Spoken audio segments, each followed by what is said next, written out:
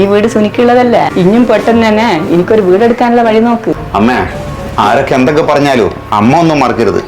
ഞാൻ ദുബായിലുള്ള സമയത്ത് കഷ്ടപ്പെട്ട് ജോലി ചെയ്തിട്ടാ ഈ വീടിന്റെ ലോണും ബാധ്യതകളും എല്ലാം തീർത്തത്. അന്ന് ഞങ്ങൾ രണ്ടാളും കല്യാണം ഒന്നും കഴിഞ്ഞിട്ടില്ല.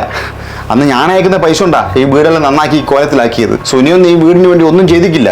അന്നേരം തോന്നിയ ദിവസം കളിച്ച് നടന്നല്ലേ മറ്റേ വീട് ഓനി. അതല്ലടാ നമ്മളെ നാട്ടു നടപ്പ്. ഇളയ മോനല്ലേ തറവാട്. എവിടുത്തെ നാട്ടുകടപ്പാണ് ഇത്? ആരുണ്ടാക്കിയത് ഈ നാട്ടുകടപ്പ്? ഞാനിപ്പോ ഈ ഒരു അവസ്ഥയിൽ എങ്ങോട്ടേക്ക് പോകണം നമ്മ പറയുന്നേ? എടാ, തൽക്കാലം ഇനി ഒരു വാടക വീട് എടുത്ത് മാറ്. പിന്നെ മെല്ലെ മെല്ലെ എനിക്കൊരു വീട് എടുത്താൽ പോരെ. അമ്മേ, ഇപ്പൊ തന്നെ ഇവിടുത്തെ കാര്യങ്ങളൊന്നും നടക്കുന്നില്ല നമുക്കറിയാലോ. പിന്നെ എങ്ങനെ ഒരു വാടക വീട് എടുത്തിട്ട് അതിന്റെ വാടകയെല്ലാം കൊടുക്കുക? വേണ്ട ദിശ, ഒന്നും പറയണ്ട. നമുക്ക് പെട്ടെന്ന് തന്നെ അമ്മ പറഞ്ഞതുപോലെ വേറൊരു വാടക വീട്ടിലേക്ക് മാറാം. പിന്നെ അമ്മേ, നാട്ടുകാരങ്ങനെ പല നാട്ടുകടപ്പുകൾ ഉണ്ടാക്കി വെക്കും.